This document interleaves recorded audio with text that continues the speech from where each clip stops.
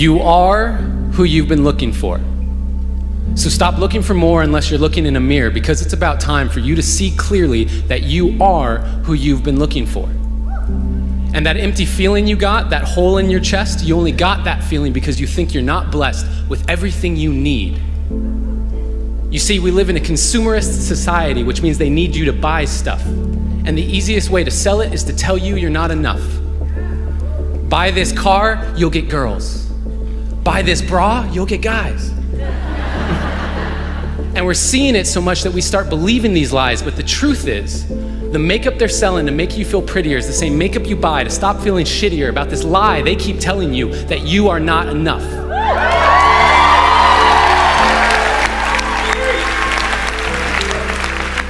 And what about the movies we watch, all the shows on TV? The more I watch, the more I see I need you to complete me. And yes, love is the answer, love is the key, but if you can't love yourself, how can you ever love me? And loving yourself, what does that even mean? Like massages and selfies and that sort of thing? Because the more I think about it, the more it feels weird. I've always been taught that self-love was something to be feared. I'm supposed to love myself, but how do I even do that? Well, I got a trick that I picked up from a friend who noticed that I was quick to defend her when she would say something negative about herself. She would say, "I'm so dumb," and I'd say, "You're so brilliant." She'd say, "I'm so weak," and I'd say, "You're so resilient." And when she said, "I feel ugly," and I said, "You look beautiful," she asked me why I was so dutifully filling up her cup constantly and yet treating my own cup so irresponsibly.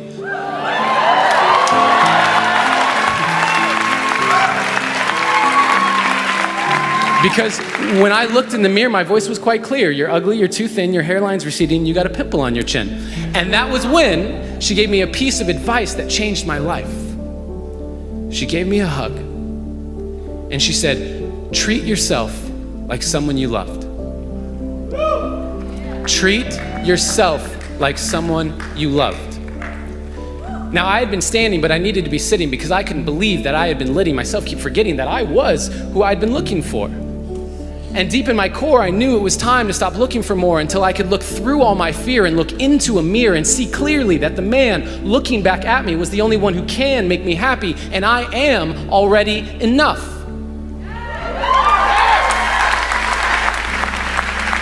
And I am not any more special or unique than you. That is why I'm here to speak to you. You are already enough.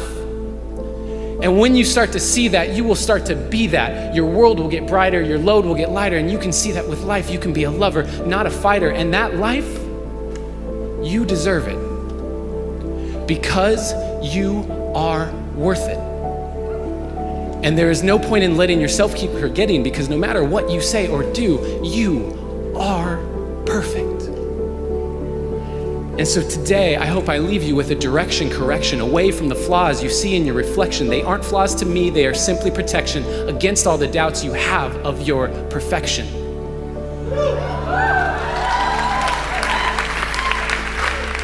So start today. Take a good, long look in the mirror and say, "I am who I've been looking for." How much do you love yourself? Because if you understand the value of self-love, you'll never be friends with those type of people. Most of the people out here are running around empty. They have no sense of self. No sense of self-love. When I say self-love, it has nothing to do with celebrity, money, materialistic things, and all of the things that your negative mind could probably go to. It has nothing to do with self-love. It has nothing to do with looks. Nothing to do with cars and any of the superficial things that one would assume that could make you love yourself even more. It's a matter of knowing your value. It's a matter of you saying, I don't have to be around these people in these type of environments and situations in order for me to finally see the value in myself. I love me independent of you loving me. I believe in me. I know my self-worth. I am here and I have a purpose. There is no value in having wisdom, knowledge, insight, spirituality, love. Every day, I am a work in progress.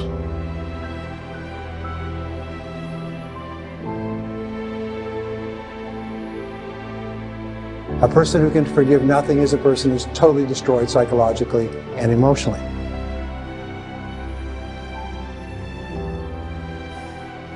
Forgive your parents.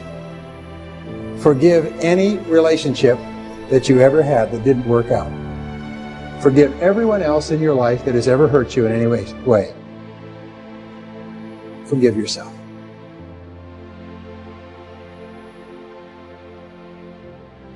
Forgiveness is giving up the hope that the past could be any different. I think for myself, and I know many of you, you think forgiving means accepting what has happened to you. Well, it is accepting that it has happened to you. Not accepting that it was okay for it to happen. It is accepting that it has happened, and now what do I do about it? Forgiving is giving up the hope, not holding on, hoping, wishing that it could have been any other way than it actually was. Giving up the hope that the past could be any different. And when I got that, I think it took me to the next level of being a better person, because I don't hold grudges for anything or any situation, and neither should you. It's letting go so that the past does not hold you prisoner, does not hold you hostage.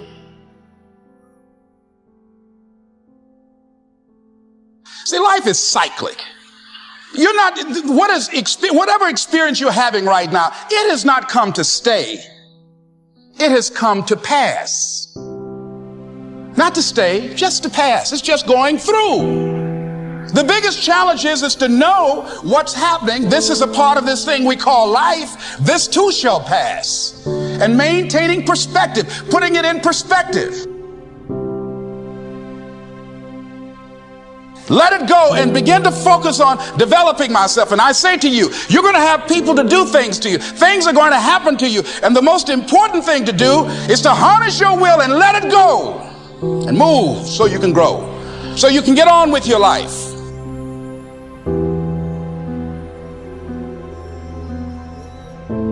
It doesn't matter about what happens to you. What matters is, what are you going to do about it? What are you going to do now, Les? But if you want to begin to move into your own personal greatness, if you want to begin to really enjoy a happy, successful, healthy life, you've got to be willing to go against the tide. You've got to be willing to harness your will. So as you're in the process of reinventing your life, write a description of the kind of person that you want to be. What are the things that you must overcome? What qualities about your personality you know that you're going to have to change, because those particular characteristics are liabilities to you? What are your assets? What are your strong points? Look at and evaluating yourself to make that determination.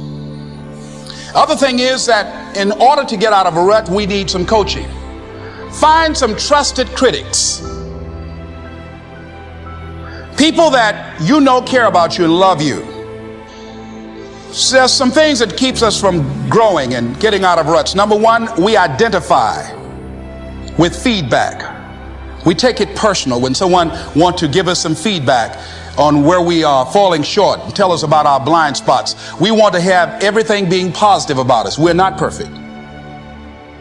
It hurts. I have a friend who's a trusted critic. I don't like him, but I love him. He doesn't tell me the things I want to hear. He tells me what I need to hear so I can grow. It hurts. It hurts when he put me on the hot seat. I can't stand it. But that's the only way that I can grow. And I'm glad that he loves me enough to risk our friendship to tell me what I need to hear, not what I want to hear.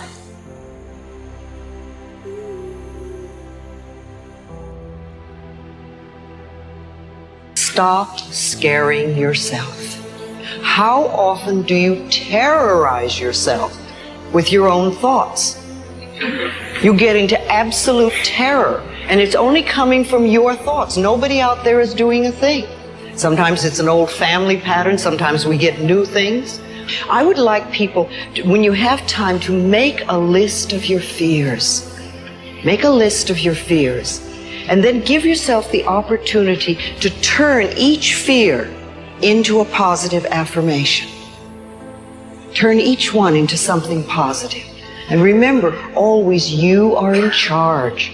You are always in charge. See, one idle thought doesn't make a whole lot of difference. Thoughts are like drops of water. You drop a drop of water and it doesn't mean much. But if you keep dropping and keep dropping, you get a puddle on the floor, and then you can get a little pond and a lake, and finally you can create an ocean. And with our own thoughts, we can drown in a sea of negativity, or we can float on the ocean of life. And it's up to us. The thoughts we think accumulate. And what sort of puddles are you standing in? Or are you up to here? Or are you up to here and trying to paddle? Now, what are you doing to yourself? When we're willing to change our thinking, we can change our experiences. And it doesn't matter if you've got a big puddle of negative thoughts. You know, you can move over here and create a puddle of mindfulness, positive thoughts. You can make changes, always. So you want to turn those fear thoughts into positive affirmation.